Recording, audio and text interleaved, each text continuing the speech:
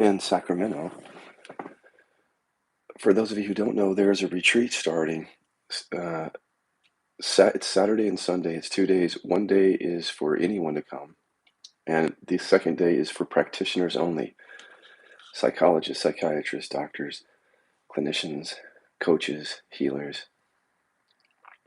Go to my Facebook page, because even if you don't, this is in Nevada City, this 2 day workshop, Nevada City, California.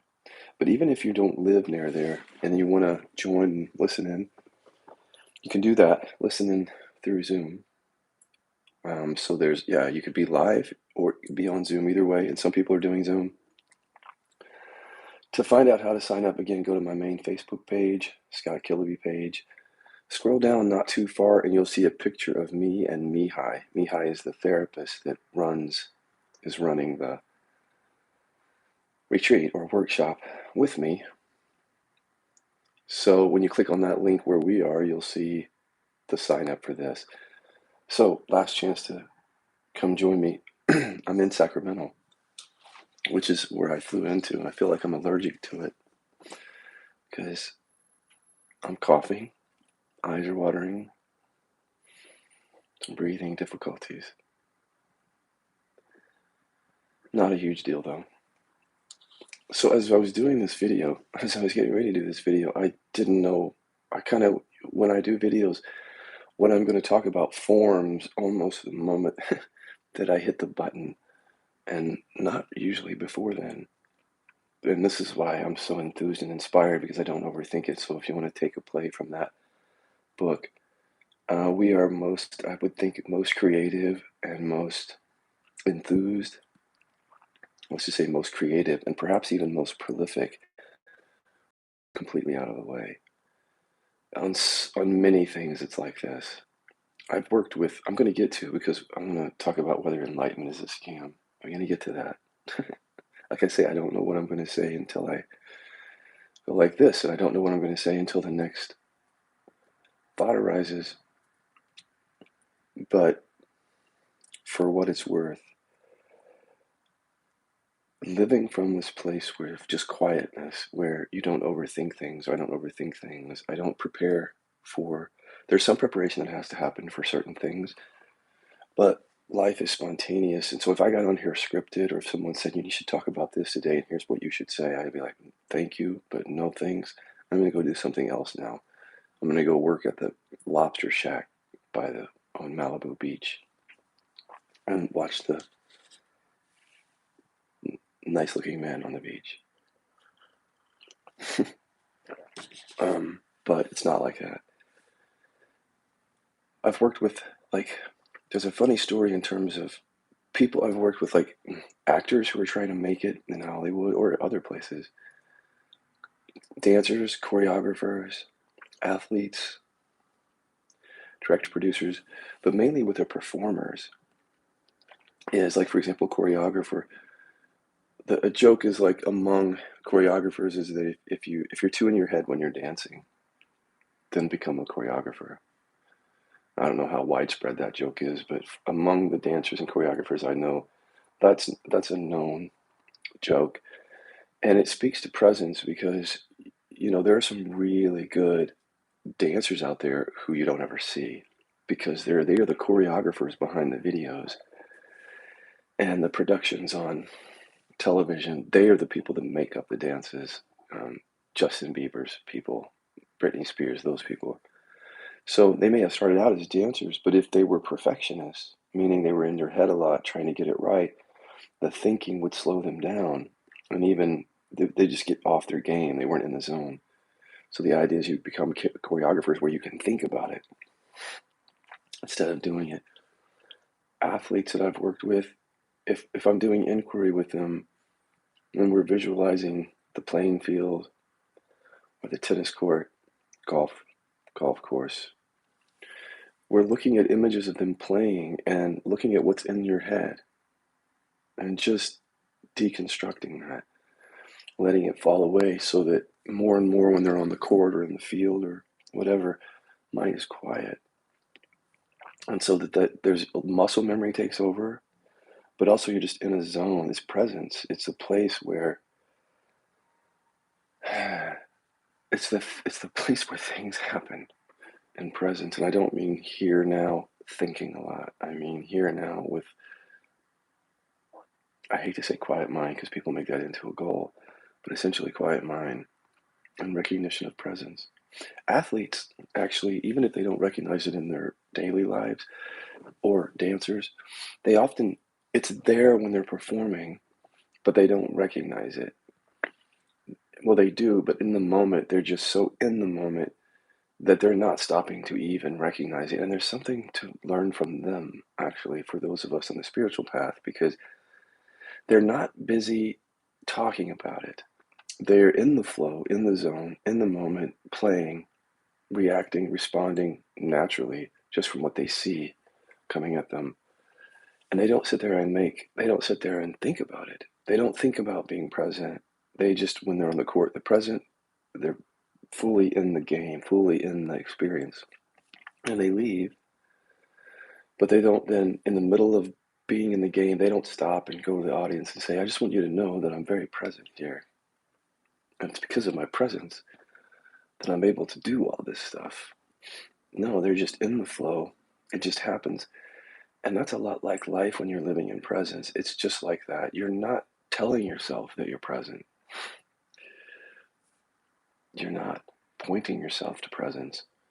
There's just presence and it's happening, whatever's happening in it. And there isn't this other voice that says, this is presence or stay present. And, is that making sense?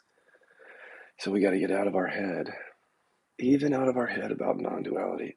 So is enlightenment a scam? The thing is I had no idea what I was going to talk about, and I started to push the button, and I saw another video that had this same title. I don't know who that person is. I didn't watch that video. I was like, that's a good title.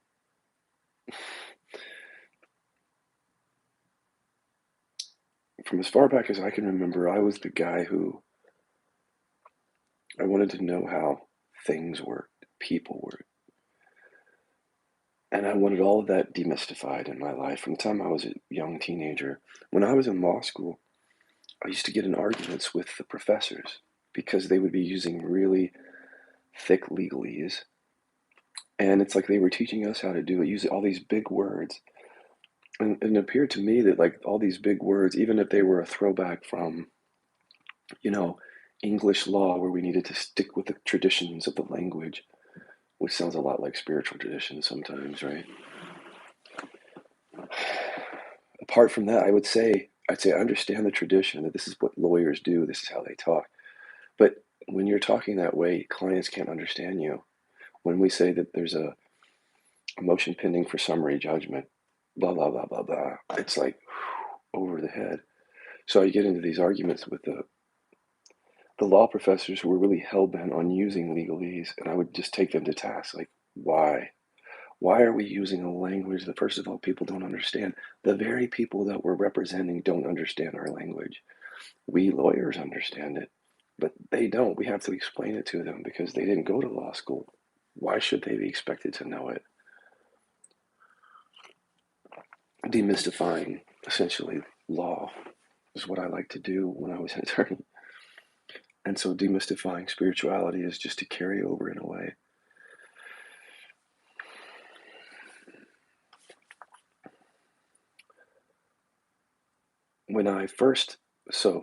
With that in mind, when I first started reading books about spirituality, I did discern early on, and maybe you can take a little play from this book, discern early on what is it that you're reading. And even though it's helpful to give you context, or maybe it's poetic even, is it translating to direct experience in your life? Is it actually translating to that? Or are you just filling your head up with more ideas, profound ideas? But that's a really important thing because I read a few of the books with the really profound ideas, the descriptions of awakening. But some of those books were really short on how to. And it became frustrating after a while But when I got a hold of Eckhart's book, The Power of Now, I just went through and I was like, what, how? Eckhart, how? Tell us how. Please don't keep describing the state of enlightenment. Tell us how. And then I just extracted like 6 things out of his book. The only 6 things that I thought to be clear instructions. And then I just took those 6 things and applied them in my life. I just let go of the extraneous, even as poetic and beautiful as his writing is. Just let go of all of it and just stuck to the 6 things and applied that in my life. And within a year and a half, a non-dual, full-on realization happened. So I think that whatever I was doing was working. So that's why I'm sharing it with you. There were other books. I love J. Krishnamurti, but I had great difficulty extracting out the how-to from him other than be the observing, observe, the observer and the observer. Observer and the observed are one. To look at something, he would say, something like just to see it is the end fact. Like, that is the point. That's the point, to see something. So I started to see correlations when I would extract these how-to pointers. It's like Eckhart's saying, watch thoughts from awareness, see them, and even feel feelings that way. And look, oh, good old J. Krishnamurti over here, even though he's saying a different way, he's saying the same thing. See from that which is already awake, and observe something directly without analysis, without intellectualization. He would even say this is a higher form of, I forgot his language, but it was very brilliant the way he would say it. So he would pull you into this thing. It's like, what is he talking about? It's some higher form of something, or more direct. The way he talked about it would pull you in. So you extract these pointers. And then every now and then, I mean, I loved Ajahn, but he wasn't big on pointers. He's probably my favorite teacher for a lot of different reasons. But he's not to be blamed for that, because that's how he teaches. So when you go to see Ajahn, you shouldn't expect that he's going to give you like specific instructions. That's just not what he does. What he does is very brilliant. He really tells the truth about the entire path and leaving essentially nothing out, so that you don't go into this thing too wide-eyed and believing things that aren't true about it. So I really appreciated his groundedness. But he didn't have a lot up, but every now and then he would just say rest. That's awareness. You'd be watching his talks and he'd be doing what he normally does, and then he would just say just rest or something like that. So again, extracting all that, rest, see things directly, don't analyze, feel feelings directly, don't analyze, be with something as soon as it appears. Those pointers, because I didn't get lost in all the flowery language. Just didn't. I was like, no, I'm not good, because it's like just like law school. It's like, that's very profound and touches my heart, but it doesn't help me in terms of how to. I need to know how to, or otherwise this enlightenment seems like a scam. Wow. Speaking of the title, this title shouldn't be confused with another video that was one of my more popular ones that said how non-dual teachings are a scam. It's a completely different topic. This is not what I'm talking about today. I'm talking about the teachings and how teachers are quite often not very transparent. So like there's a wall here and the teacher's here teaching, but you can't get behind the wall. And behind the wall is all the personal experiences that the teacher has. Like, did you go through shame? Do you still have shame every now and then? Did you get angry? Do you still get angry? Those kind of questions. What do you do when the anger arises? Is your entire body translucent, or is there contractions there? And then you just wouldn't get very much personal information from teachers. To me, that is really, really unfortunate and needs to change. I don't know about needs to change. Nothing needs to change, but there's a lot of frustration that comes from that, and a lot of damage. Let's talk about this for a second if you haven't seen that video. If there's a wall here and the teacher's not letting you know anything about their personal experience or the unfolding or anything that might be a realization after what they've written about or what they've talked about. You don't get to know about it. So when awareness starts to dawn in your experience, what what reference do you have for what happens after that? And is there an unfolding? Is there an embodiment? Is it all seen in one fell swoop? Those are really important questions. How does the master tie his shoes, is how someone said it, meaning, how do you live your life? Tell me about your life, your personal life, because from that I can discern a lot. That's a very strong teaching in and of itself when a teacher just starts to be more transparent, because it's breaking down the wall and then everything is seen, so there's no hiding. So it's a really honest conversation, but you just don't see it very often. So for me, that part is scammy. But I don't think any of the teachers are doing it with ill will. These people are my friends. I really don't have a dog in the fight, but at the same time, being able to discern is important. And from the peacemaker ego that I grew up in years ago, I could never say these things because I have to keep the peace, make sure the teachers like me. Bullshit, right? But that's what the mind would say, so that's not there anymore. These folks are still my friends, and they're not being honest. Many of them are not being honest about their personal experience for whatever reason. Now, you might say, okay, maybe the reason is because it's something to do with the teaching. Like maybe by not sharing this, they are teaching. There could be some wisdom in that, because some of the old masters would say one thing to one person, and then another person would come through and they would say something else, which may be even contradictory. So by not letting anyone pass the wall of what the teacher experiences, they could just dole out pointers that are appropriate to a particular situation without the person, so the person could just focus on their own experience. But through the years, hundreds of years, I think what happened is some folklore got created where the wall didn't get broken down, the transparency didn't happen, so that when people did realize, began to realize, there's just didn't have anything to go off of. There's just not much there other than your awareness. This is what your true nature is. And so once you recognize that, maybe done, or I don't know, nobody knows what happens. So to me, that part is, it's not, I don't think it's really about, can I just be really honest here? I don't think it's about the teaching. I think it's about shame. How do I know that? Because in order to be able to share the details of my life with you, I had to do deep inquiry on shame. So why would any other human being as a teacher be any different? Like what, why would that be any different? Maybe. But if there's no shame there, if they don't have to do inquiry on shame, then why can't they just express exactly what's going on in their life? Right? So I think there's something to that. But that's not what I'm talking about today. I'm saying, I'm asking, is enlightenment a scam? My answer is no, it's not. It is not a scam. The realizations are, yes, those are actual realizations, and I think most of you know that already because you've read enough books or you've had enough experience yourself that you know there's something to this.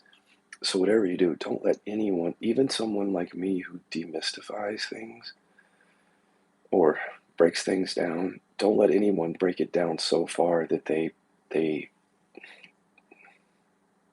just obliterate the notion that there is something like awakening. Don't let them break it down that far. Because you can break it down in, here, just listen to me, you can break the idea down in language so much that you'll dismiss it. If you think this is all just language games, like that enlightenment is just another conceptual framework in the world or non-duality, if that's, you think that's all it is, you'll treat it like a belief system. See, and then with belief systems, you can dismiss them once you recognize they're just language games. It's just mind. So, but you don't want to dismiss enlightenment and non-duality or deeply experiential things, inquiry.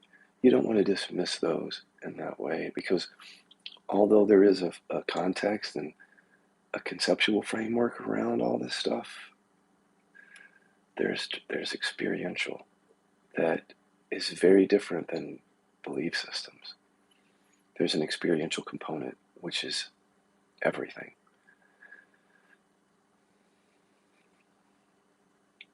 I almost got into the trap of that because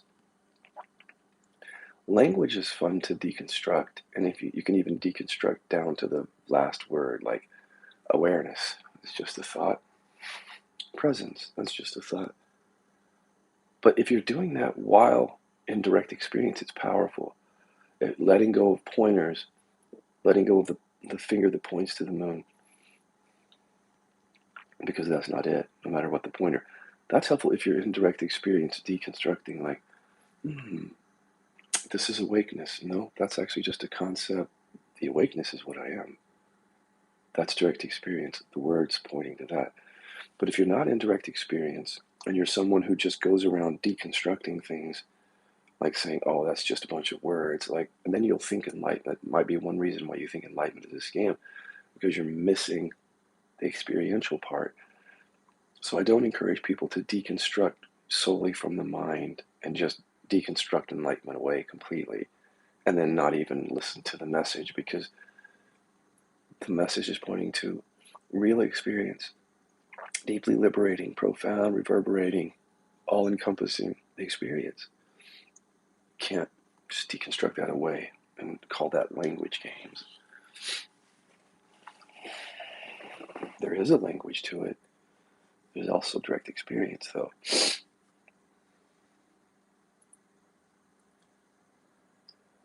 So enlightenment is not a scam.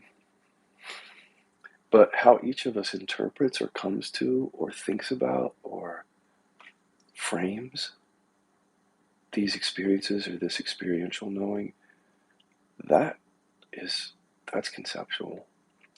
So if you don't do the thing that I'm suggesting not to do, in other words, don't deconstruct all of the language around enlightenment just from a mental standpoint and call it just another belief system or another framework. Don't do that, but in direct experience, as you recognize you are that, these words are pointing to what's awake to the words. Literally, like, you think you're this self, these words. You see from awareness that those are words. Those words fall away. You recognize what's awake. That kind of thing. That's a kind of deconstruction that happens from awareness, from direct experience. That's the kind of deconstruction that I'm inviting you into, where the words are used to point to the experience of being aware.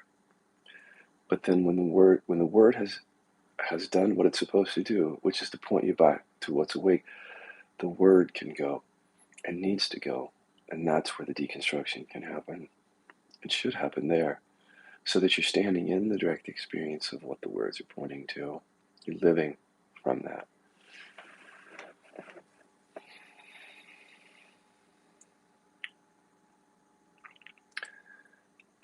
When as non-duality or enlightenment or presence teachings or inquiry become more popular slowly, we have to make sure that we keep saying this because it's entering a culture, as you can see, that's very trendy. So mindfulness is a trend.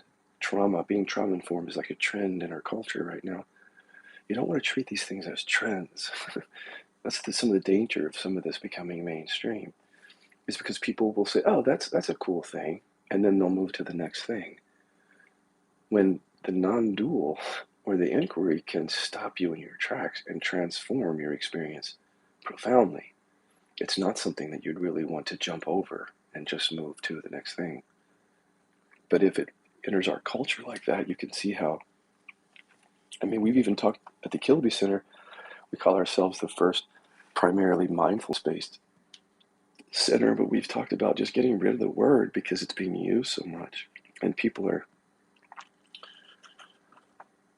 not always using it in a way that points to direct experience.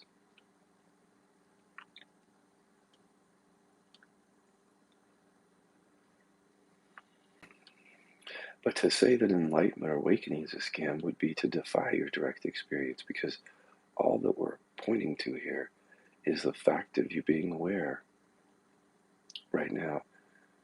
Aware of being aware, literally right now. And that can't really be deconstructed. The words around it can. You may be calling it the Tao, you may be calling it Buddha nature, awareness, presence, Brahman. The words are words, but the direct experience is what it is. You can't deconstruct being aware, recognizing that awareness. How do you deconstruct it? You can definitely deconstruct some of the words that are there, but the experience is unmistakable as experience, so it can't be a scam.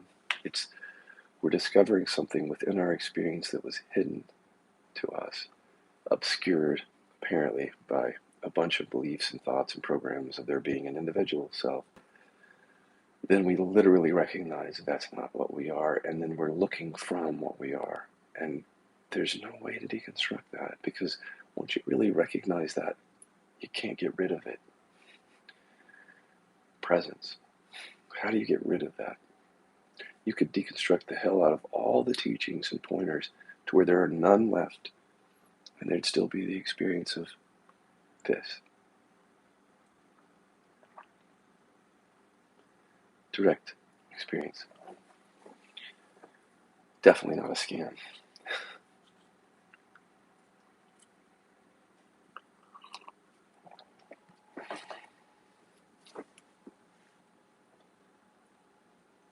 Inquiry is not a scam, because it's a direct experience.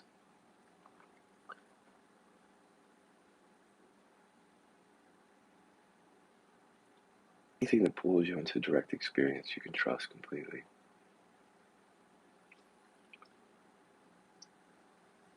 So then what is all this stuff around it? All these words. I've written 6 books. I get on YouTube a lot.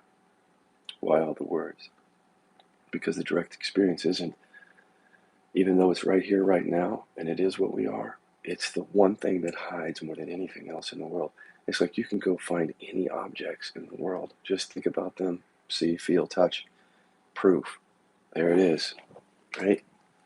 Relatively speaking, prove this is a crock.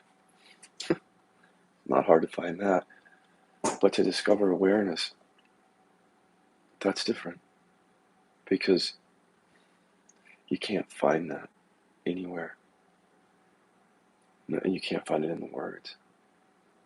You can't find it in an experience. You can't find it. It is not any of those things. It is not a state. It is not a thought. It is not a feeling. So you can't find it anywhere. Not only can you not find it in the external world like you can a crock, but you can't find it as a thing in interior awareness. And you can look your whole life and you'll never find it if you're looking that way. Good comments. I'm going to come back to those. Thanks, Nick.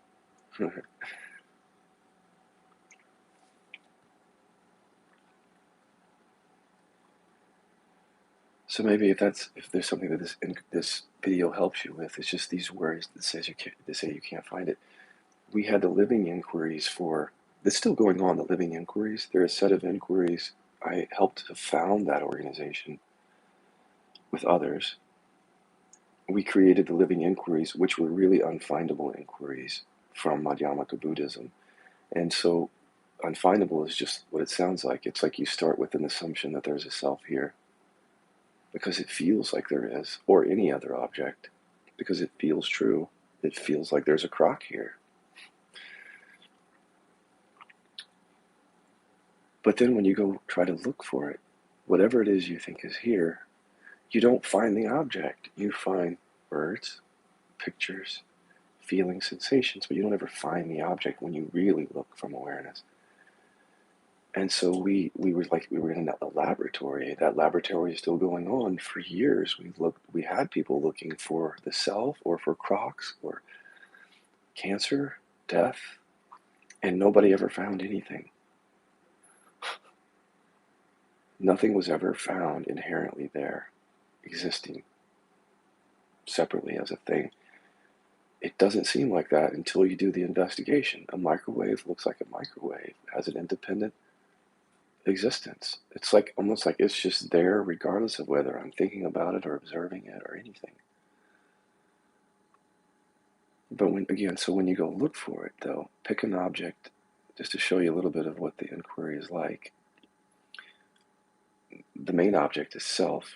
We'll talk about in a second, but the object of a microwave even, or a crock. Close your eyes first. Pick your object that you want to try to find. For now, make it an object that's not the self, like microwave, or even make it something that creates suffering. Microwaves don't create suffering, not yet in my life. But so I'm just going to use that. But you could look for debt or cancer or something other than self. So go with me on this. First, close your eyes and notice how you know a microwave without vision. We'll come back to vision in a second, or even hearing. But from awareness, how do you know a microwave? So pull it up. There's a finite number of things that can come up. What I mean by that, there's only essentially four here, things, elements that can come up. So an image of the microwave might come up. If you're going with your object, look at the image of your object. Look at the word that describes it, microwave. That's a separate arising. Microwave image comes up, and then the word comes up, and they usually don't come completely together. It's usually like, it's very fast though in the mind. It's like image, word, and that's how we know what something is. But if we don't look closer, we think that the object is just existing there, apart or independent from our thoughts, feelings, sensations. When we look though, we find, well, the image of the microwave is not the microwave. It's an image. And then you just stay with it. So you don't want to make this intellectual. You don't want to just say, the image is just an image. You can, but what I'm saying is don't then turn away from the image, because all your life you've taken that image to be the thing, right? So if you just say, no, that's just an image, you're intellectualizing it. Remember the difference between using the mind on this and direct experience. Direct experience is once you see that it's just an image, stay with it from awareness to really see that it's fleeting and temporary and it's really not the thing. It's an image and you see it fall away. And there's more of a seeing there rather than just saying, okay, that's just an image. Go deeper with it. Yeah, it's an image. Stay with it. Really see its fleeting nature. See that it's not the physical object. See it for yourself from awareness. And then that falls away. And maybe the word microwave is left. You hear it or see it. So intellectually you could just say just a word. And there may not even be much transformation because you're just using your mind. But if you see it's just a word and you stay with it, then the word, the fleeting nature of the word is seen. It's insubstantial. It's a set of letters. That's all. And then in staying with it, it falls away. So the image of the microwave falls away and the word microwave falls away. And then with your eyes closed still, then where is the microwave? Don't open your eyes yet. But the mind gets really clever here. It'll say, well, it's the white box over there that heats up food. Okay, more words. Let those words be there. It's the white box that heats food. And if you look right at the words, though, the words are not the microwave. Here's where it gets tricky, though. When you have words or a picture, the reason that the word or the picture seems like it's that at first is because of the Velcro. So now microwave may not have much charge on it, but let's move to dad real quick. So go to a more charged object so you can see what I mean. So with your eyes closed, just bring dad up. Notice in order to bring dad up, you really have to have thought. Word dad or words about dad or an image and an image of dad. And or. Same thing though. Here's an image of dad. Is that my actual dad? Is that dad? Now here's where it gets tricky because you may feel something with it, like an old wound or something in the body, an emotion. The Velcro between the two is what makes the image dad feel like a real separate object. So, first of all, see the image of dad, see it as an image, even if there's some emotion or sensation with it. If there is, you can go ahead and say yes, because this is just inquiry. Why would you say yes if you see an image of dad and you know it's an image intellectually, but your body feels something with it? The reason you would say yes is so that you don't make it intellectual. Because easily the intellect comes in here and just explains something away. It says that's just an image. But there's a feeling or sensation with it. And so you don't want to overlook that, because it's the feeling or sensation tied to that that makes it feel like that's a real object. So as the dad image falls away, you come into the body and explore. This is how we used to do these inquiries: explore it, look for dad. And then through a process of really deep somatic work, you find that there's no sensation or emotion that's actually dad. There may be words and pictures tied to those sensations, though. So we used to mine those out. So there's a feeling in the stomach. It's like dad didn't love me. Those words come up. Looking at the words dad didn't love me, you can see that those are words. But again, if there's a feeling or sensation, when you ask, are those words dad? Go ahead and say yes, because then it brings you back down to your body. If you just dismiss it and say, those are just words, you're going to maybe ignore the somatic. And it's where we keep everything. We store the really deep programs. Very somatic. So as you go and you deconstruct dad, looking at every word or picture or feeling or sensation that might be him, you can't find him. And in the meantime, then you're being with whatever is there. So it's not just intellectual. You're seeing this feeling is here and just allowing that, but it's just a feeling, and it falls away, and that's not dad. Or there's a contraction here and there's some thoughts in there about dad, but when I pull those up, they're not dad, and then that changes the sensation. So you keep looking, you can't find dad, and then the experience is, once you deconstruct it, the mind stops making the object as solid for you. You start to see what they call the emptiness of that thing, which isn't like the emptiness of great space emptiness. It's like that thing is empty. Dad is empty.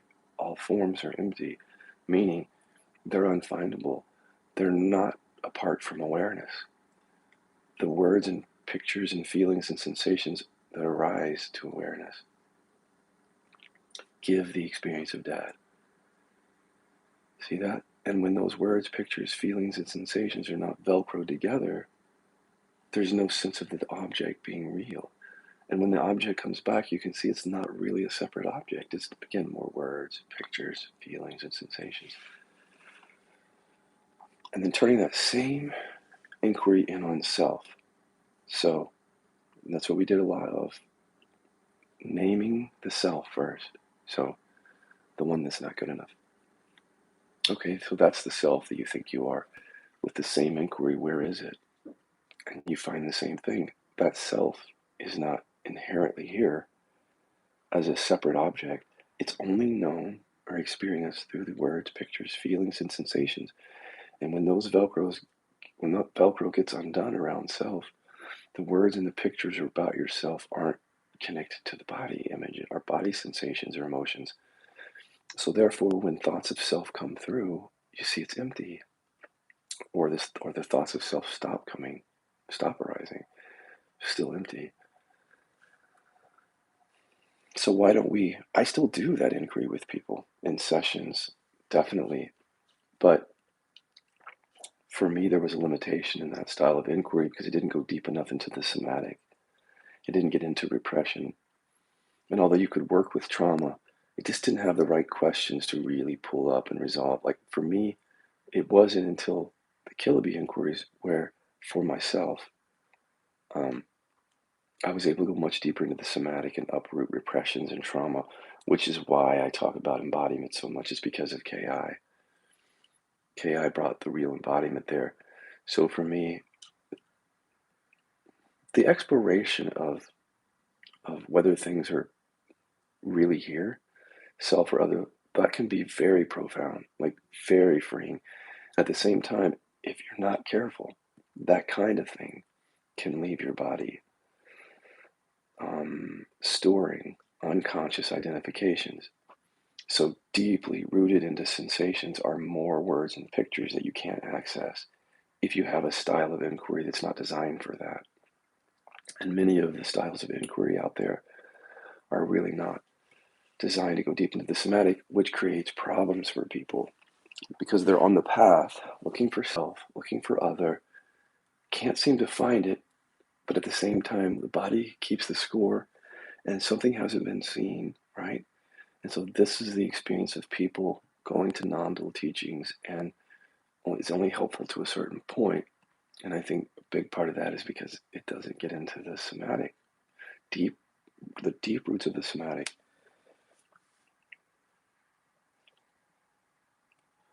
So with KI, all of that, Killer Bee inquiries, it's all included there. But in a session, I might do both if it feels appropriate. I might have them look for self through the unfindable, but I also might bring in a lot of KI to uproot the deep roots in the body, the physical pain and contraction that keeps people oscillating. I got it, I lost it. That whole thing, I got it, I lost it. If you can see it as a somatic issue, it'll make much more sense. If you think of it as an awareness issue, you can get frustrated. Hear me out. If you think that the I got it, I lost it is just because for some reason you're not able to abide, like you haven't recognized your true nature, and you keep hearing pointers like that, you might miss something. That one of the big reasons why you can't abide as that is the body. You may not even know it though, but like these old identifications, unconscious, somatic stuff, they're there, keeping the score, and that's what produces often a trigger, comes from deep roots in the body. So even when you see, for example, that there's no self or all things are empty, believe it or not, you can still get triggered up on things that are connected to these deep somatic roots.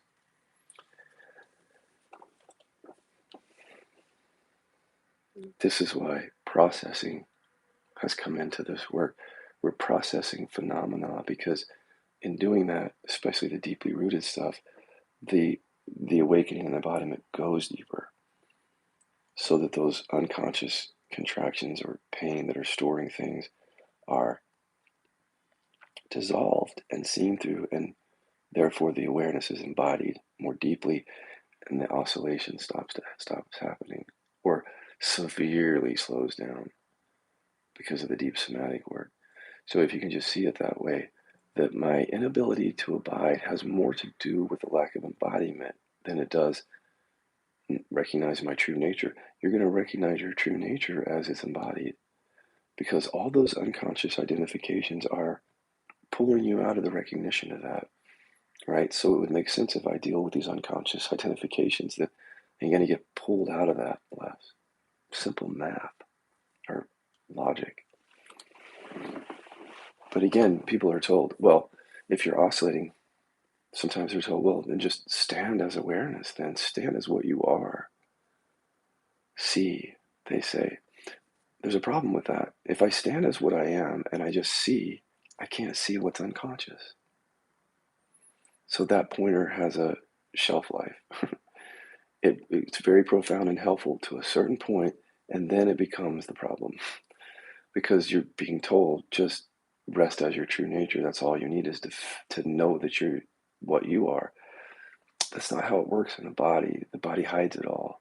So you could be resting, seeing from this place and not seeing the unconscious identification there. See that?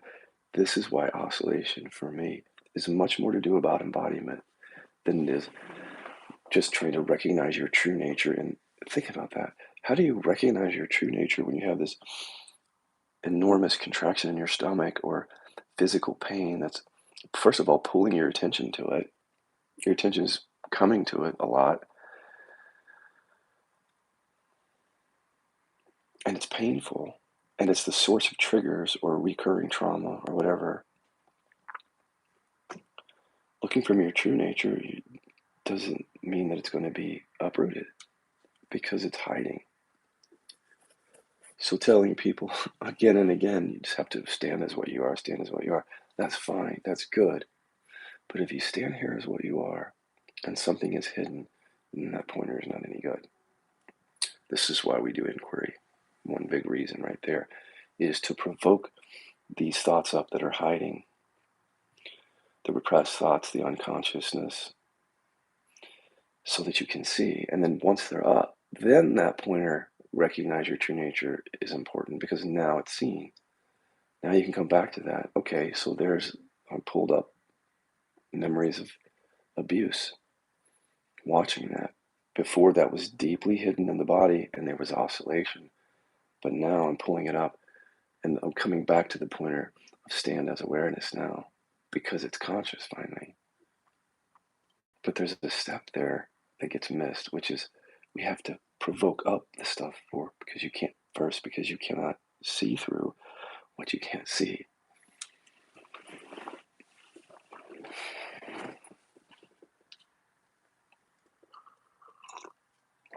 Let's see what everybody has to say today.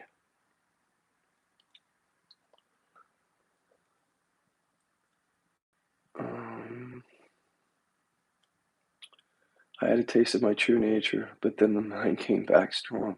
But I still have memory of pure awareness being aware of itself. Hey, thank you. I haven't recognized you here before. It's nice that you're here. I can't see your name because I'm blind. But so the taste of your true nature and then mind comes back in. Part of that just might be mind coming back in like it does, but also part of it may be coming from the unconscious body stuff, if you think about it, because that's mind also.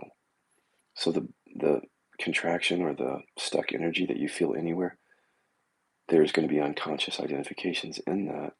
So in a moment of recognizing what you are, that might be part of mind that's coming back, creating sort of unconscious ruminations or even conscious ones coming from that.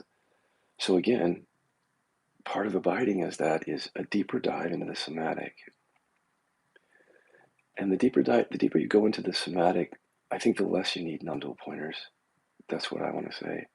Because when you start doing the actual inquiry and you start uprooting these unconscious thoughts and seeing them, you don't really need to be pointed back to true nature as much because it's happening automatically from seeing this deep stuff come up and dissolve.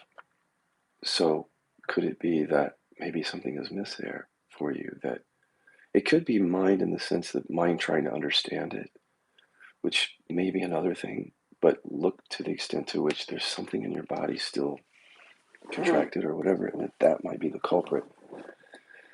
I don't know. When you say mind came back in, what came back in? What are the stories or programs? If you were to tell me, I might be able to help you with that some.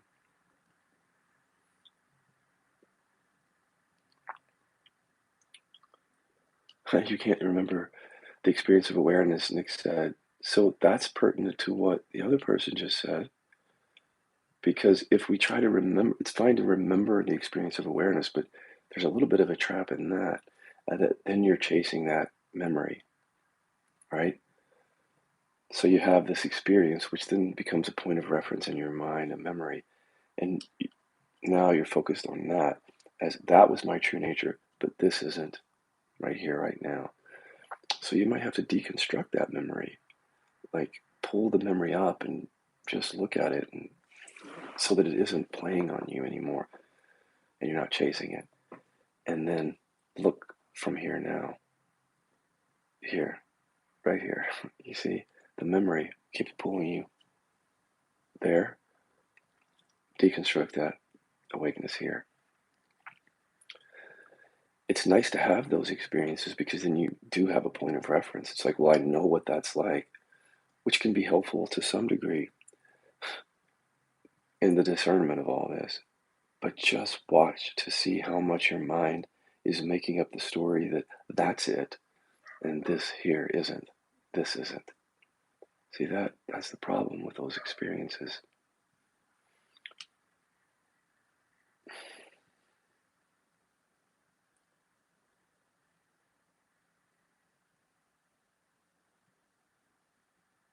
Right. So this is good. Hi there is your name. I can see it now. But with the recognition, I notice I was always awareness. So I must still be now, even if the false mind made sense of self come back. There, it's like inference. You're inferring, or I must be that. Intellectual, I must be that. But here to come into direct experience is I am this now. Again, deconstruct the memory and let the recognition of awakeness now be more the center of your focus here. And inquiry, because sometimes these memories of spiritual experiences, they are not just like a bare naked memory of an experience. We place meaning on it, meaning for self, right? This is this is why we do inquiry, because the meaning that we place on those, the words, are not always conscious. So we may just have the memory there, and we're not aware of, again, the meaning that we're making out of it. So inquiry has a way of making the meaning conscious, the words that we've placed on it, which helps to deconstruct it. But if you just keep seeing it as a memory, you might not see all those programs that go with it, and then so therefore you might keep chasing the memory. Mining images is the tool you want to learn from the Kyo series. Just mining images, mining the image of that experience, mining the words out and observing them. You'll see it in Kyo. Okay, so Nick says he has the same type of memory, but here's the thing, like,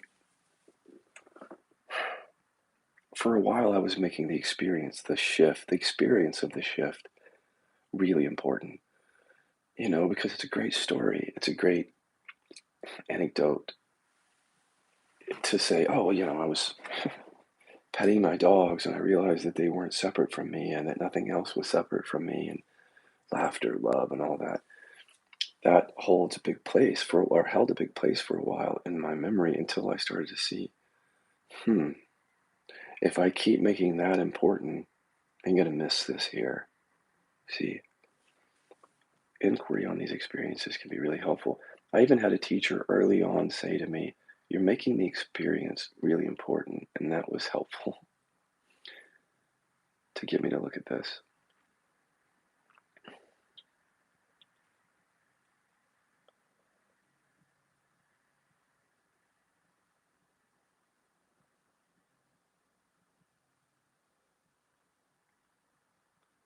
Uh-huh.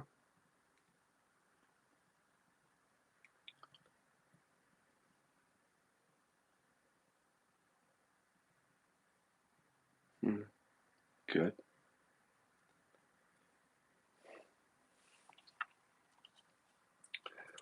Back to the topic whether enlightenment is a scam. You just want to be careful with that because I don't think most of the people who watch this really believe those kind of things, but that can be a way of dismissing things. Remember, even if you have difficulties or challenges with teachings or the personalities involved or the wording or all that, don't throw the baby out with the bathwater. Stick to direct experience. Let's see here. Well, okay, Nick, I'll answer that before I go. It's not a mistake so much. It's just, are there really any mistakes? I'm just saying, look at how the memory holds space in your consciousness. Like when you pull it up, Nick, and look at whatever that is, see, you may even feel that memory, like feeling or sensation with it. And once there's Velcro with the memory, like maybe a warm, fuzzy feeling or whatever it is, it could be a bad feeling or negative or whatever, just words. But especially if there's emotion or sensation with it, Velcro to that, then the memory feels like a real thing. See, it's just like any object. So the experience is empty. Whatever experience you had is empty, which means that you can't find it apart from the words, pictures, feelings, and sensations. Yeah, the memory of the experience, right? The memory feels like more than a memory when there's words with it, feeling and sensation. It feels like a real thing that happened. And so deconstruct it to see it's just like any other object. It's empty. You can't find it. You find, so if you say, I had a non-dual realization in 2012. Okay, where is that? Well, I've got the image here of I was walking through the park and then I just saw that there's no self. Okay, so you got the memory of walking through the park. Look at the words that you've put on it. I had the experience of seeing no self or whatever. No, see that the memory is not the event. It's not the actual thing. And the words are not it either. They're just words. And there might be a feeling or sensation, but if you come down to it, that's not it. That's not the thing that I'm making really important. Where is the thing that I'm making important? And then maybe another set of words comes up like, oh, but that was it. This isn't it. And like, if you're not careful, you'll believe that right in that moment, not seeing that as just another set of words that are trying to pull you into making that the mind wants to make real objects. So your experience, it's like, that's a real thing that happened to you. So you just deconstruct it. And when you do, look, this is what I think teachers mean by let go of your spiritual resume. It's not just so that people don't go around being arrogant. It's because your resume contains objects, experiences, shifts that your mind may be making real important. So if you carry that around, see that? Instead of living from this now, here, now, here, this, not that, not that experience. This that's awake right now, this.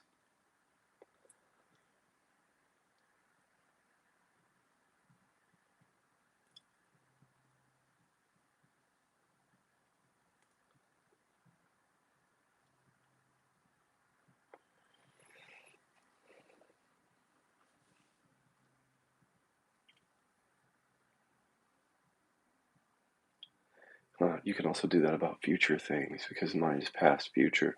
So it might be making an experience that you have had into a thing, reifying it. But look at what it's doing in the future if it's doing that. Like, what is it that you think that's going to happen in the future?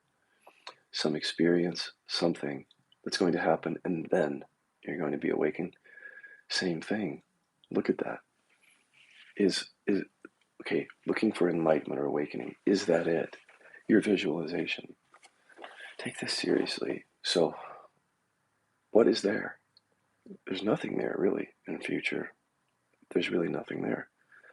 But mind comes up and says, oh, but one day, or I'm close to it, I'm almost there, or I'm never going to get it, or maybe in the next lifetime, or it's going to look like this, it's like that. How does it show up for you? Your future awakening or your future thing, whatever it is. Same thing.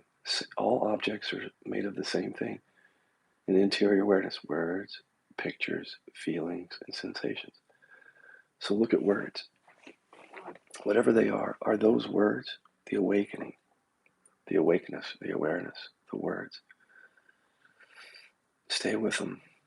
Don't just intellectualize it. See, yeah, they're not words, and stay with them so you can see the nature of those. They are just temporary. It's just a temporary arising. That's all it is. Those words fall away. Maybe more words come. Really look for the profound words. Those are the words that trip us up. Like, oh, well, I haven't reached liberation yet. Okay, I haven't reached liberation yet. Are those words liberation? No, that's not it. Well, then just let those words be. That's not it. Maybe there's some other words. Maybe there's an image. Like when I'm liberated, I'll look like this. Things will happen this way. And you can see images of that. Look at each image. Is the image itself the liberation? I mean, quite frankly, no. It's creating a sense of bondage of following that. It's the exact opposite. But from a more direct experience, it's actually just an image. See it? And then you have to come down to the body because it really keeps the score. So with these images of whatever it is that you think you're going to come to, there's going to be feeling like longing or even like frustration. But come down Just be with that. Is this longing sensation? Is the word longing it? And that's not it. Be with that though. See it. And then the actual longing, take the word off. Is that the liberation? This sensation that I'm having? There's nothing about the sensation that indicates liberation. It's just sensation. And that's not it. Keep looking. Where is this thing that you're looking for? See? And then suddenly, or at some point, you see it's empty. There's nothing there. Right. There's nothing there. Chasing a fiction of the mind, whether it's past or future. And you can do that on all objects. Just remembering, though, that the body keeps the score. So hidden deep in the body are things that this particular kind of looking won't show you. It's good to show you the emptiness of things, but that's not the final thing, because the emptiness of things goes all the way down into the body. So, for example, the stomach, there are many people who've recognized that there are no objects or no self, and I've met them, actually, more than just teachers. People, just people. Teachers are people, but you know what I mean. So they've had the recognition, and they'll show up in session like that, and be like, no, I mean, I don't, the self is not, that's not there. Or, no, I don't really believe that, that's empty. But then their body, see, their body is holding on to something, and they haven't discovered it. So again, seeing the emptiness of things, but the thing in the body, the things in the body, the old deep roots are still reified. There's still a sense of separation there in the body. Now, when you go into the body, a lot of times what you find are things like repression and trauma and shame, the deeply rooted stuff, the deeply unconscious stuff. But all of that has to be seen as empty too. So, for example, when you start doing repression inquiry and words come up, I can't express anger, you have to see that too as that's not a self, that's just a thought. It's a very persistent thought, but it's still not a self. And just watching it, that kind of thing, until it goes that deep into the body, still some sense of separation going on, even if in your consciousness and your direct experience you don't sense the separation, you don't see it, but something in the body is felt. That's where the somatic work goes. And this is so hard to see, because there are many people who've woken up to their true nature who don't see this. And they're paying the price in a number of ways, I think. People pay the price for this in a number of ways. Unresolved trauma, emotional repression, there's a price to be paid for that. So you can ignore this kind of talk for a while about the deeply somatic stuff, but life has a way of showing you that your avoidance of that is not going to work. And it's going to show up mainly in relationship. And this is why I also say that when people realize, if they get really busy in solitude, staying in solitude, they may be playing more and more into the avoidance, because if they were actually to go out and engage with people and things, relationship, job, career, eventually it would bring it up for you. The triggers would happen, so you could go deeper into the body and see that. But if you're just staying at home all the time, resting as awareness, like, oh, I'm true nature and everything is empty. Well, that's easy to say when you're in your room. Or not easy, but easier. You really have to watch out for this avoidance thing. I'll just go out on a limb here and say that if you find yourself, or you find other people really who've actually realized, but you still hear them saying things, really hunkering down on there's no self, it's all one, long after they've realized, the question is why at that point? There's no metaphor here. Let me just sit with this to make sure I'm being clear.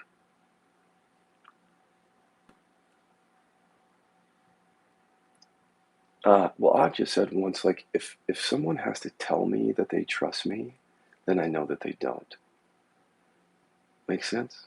Like, if I have to tell you that I trust you, you can pretty much guarantee that I don't, because why would it even come up for me? So if I'm going around the earth spouting no self, or it's all one, over and over again, after it's been realized, you can pretty much guarantee that I haven't seen it fully. Why do I keep saying it? Right? Unless teaching, that's different. I mean, the folks on social media who just come in and say, I don't know what you're worried about here. There's no self. Just see that. Okay, maybe they're teaching, but it's become part of our programming as a way to avoid is that this no self thing, once it's seen, just it's seen. There's no reason to kind of keep saying, trust me, trust me, trust me. Or there's no self, trust me. The folks that I've seen who've gotten really clear, they show up like free from their awakening in a way. And that's important because when you're free from your awakening and all of the language around it, then here you are back in life, and now you can just engage and live life. But if you're hanging out on the sidelines, repeating the insights after they've already been realized, you could be using that as a way just to stay in avoidance, not engage on the relative level, keep to the party line. It's very, very clever what's going on. You have to really see it. Take a look and see it. You may see it first in other people, and then you may see it in yourself to a certain degree.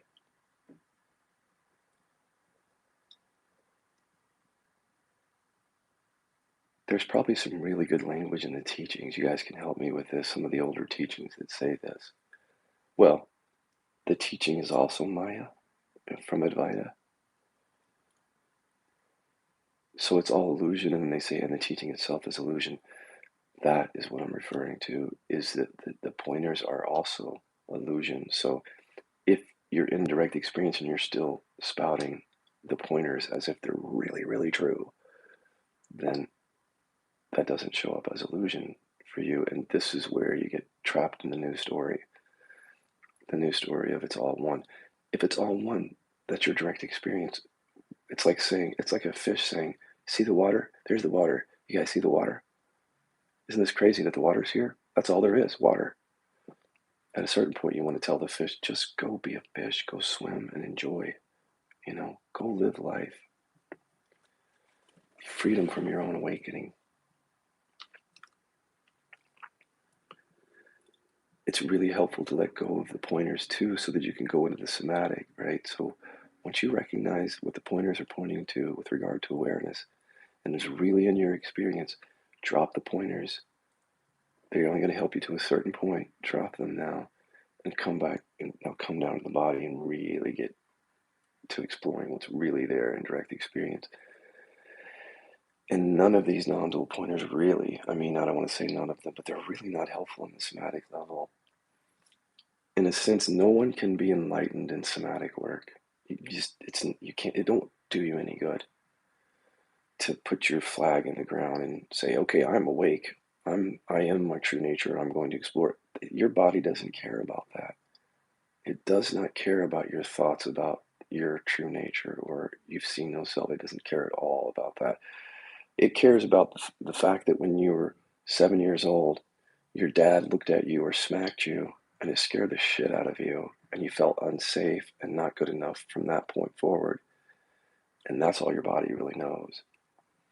So your insights are not going to help you when you start to discover those images and those feelings that are held in the body. That's going to feel, when you bring it up, no matter how awakened you are, that's going to feel like it feels for almost everybody. It's going to feel like as soon as it comes up, you're going to feel it in your body and you're going to see those memories. And even if you know yourself as true nature, you're going to see that Velcro. So it doesn't help you in that moment to say, I'm true nature. What's more helpful is to be with this. Like the thought that I'm true nature or any of the insights really don't help you unless you're using them to see, oh, okay, so this isn't me once it's up. Fine, but you also don't want to be dismissive of that because when you start working at the deep trauma stuff, Can you imagine, like, if I was trying to come out of anger repression to heal the chronic pain, and every time the thought came up, no, you can't express anger, if I just turned away from it every time, that's not me. The turning away is the repression. The turning away from trauma is what keeps it unresolved. So the turning away because you think that there's no self there or whatever, if it just gets you to dismiss what you're seeing, how deep can you really go? The turning away. This phrase will become more and more important in this work, I think, in the next few years, is to watch for the turning away. Because when you're doing deep somatic work, one reason that we turn away is because we think we already know the nature of reality when we're exploring that. So our insights, our old programs come in when what really needs to happen is the direct experience of dad punching me and the feeling that goes with that and the words. It's more helpful just to be with that with beginner's mind. Like, you don't know that there's, in that moment, you don't know there's no self. You don't know anything. You just know that there's a picture of dad wanting to punch you, and that means this about you. And it feels like this in the body, and that's all you know. And bringing that beginner's mind to it like that, that's going to be deeper because there's not going to be a turning away necessarily as much. The turning away happens for a lot of reasons. Resistance. But it also happens when we think we know. You know what I mean? Like, how many times have you heard someone say, or something like, well, so-and-so said something to me yesterday and it pissed me off, but it's just an arising in awareness, and so it's not me, or something, but, okay. But the turning away because you think you know something, and turning away from the trigger, you don't even get to have the insights that get revealed from that, or there's no undoing of the Velcro because you've turned away, because there's no beginner's mind. You see what I mean? Turning away. So in the somatic work, nobody gets to be enlightened. Your resume is not helpful. My resume was not helpful when I was dealing with chronic anger repression. It would have been ridiculous for me to pull up these thoughts or these feelings and then just say, oh, I had a non-dual realization in 2007. It's not helpful. It doesn't matter. Your trauma doesn't care about your resume. It doesn't care about your experiences. It's just arising as trauma.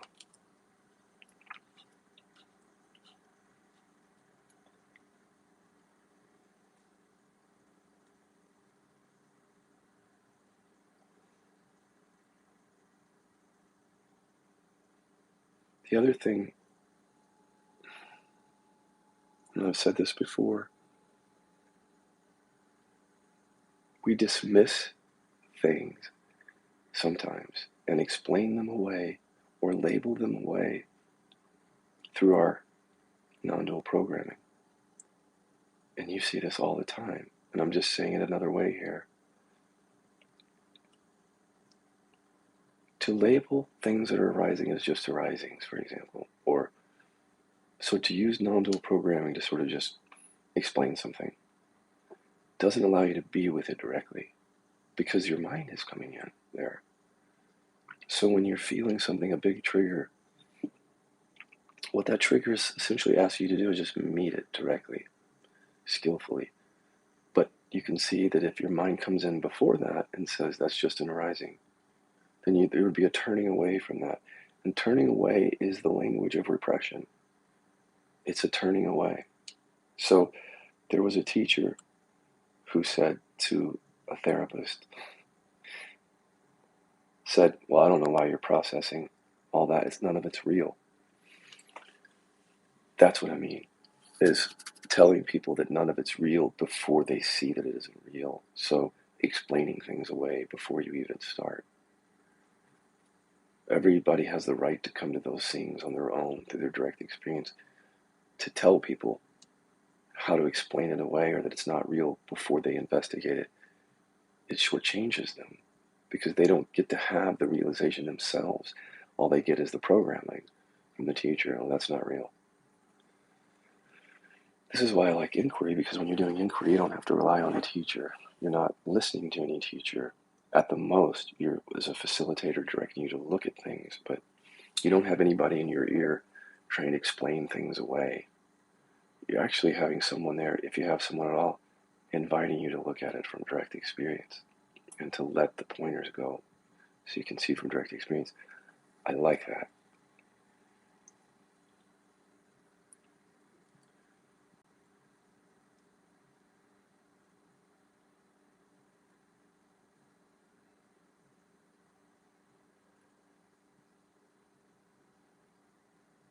There are some people who even find, so let's say something comes up that's really sticky, words, picture, feeling, sensation.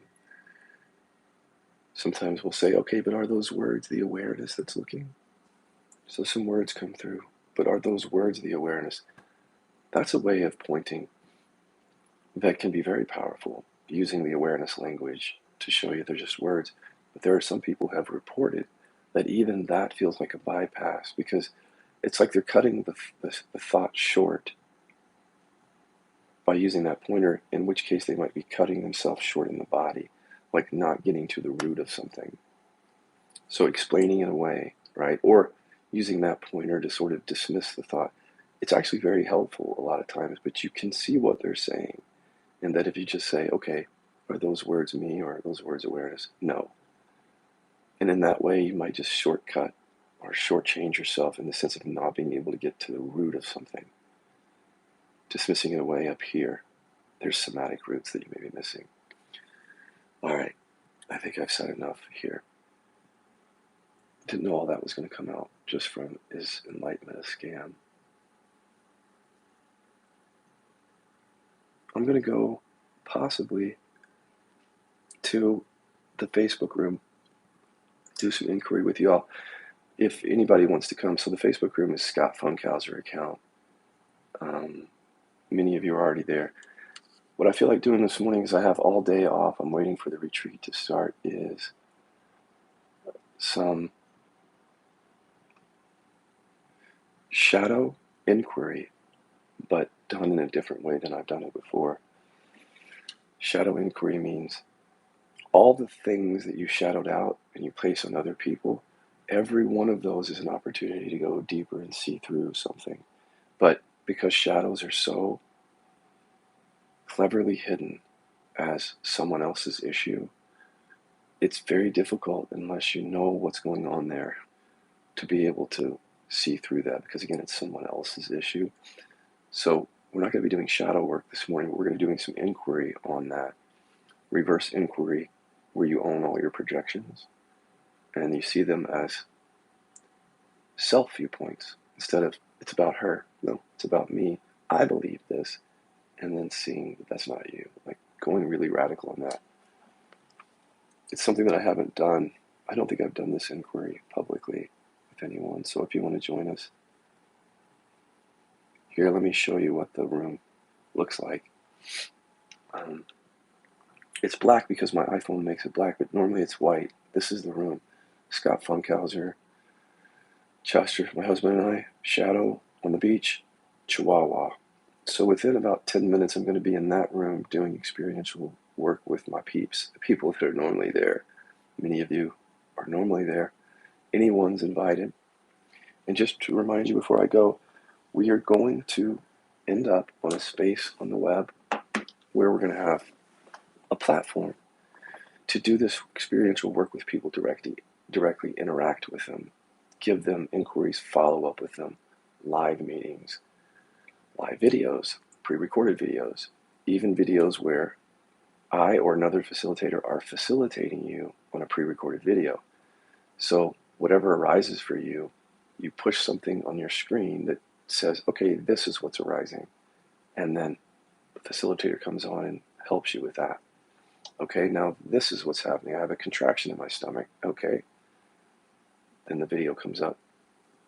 So we're building some really cool things, including a chat-like feature so that you guys can just come and get to know each other and chat about this. I'll tell you where the group is in just one second. This new platform is going to happen very soon. we're just right on the edge of creating this, and the link is going to be provided here. I'll probably come on YouTube several times and tell you where it is. I'll post it on my Facebook room. And then once we get there, the real fun starts, because we can go deep there experientially, whereas here I'm not doing that, just doing a little bit of it here. Join me this morning and in the new platform when we get it created. I'll see you in less than 10 minutes.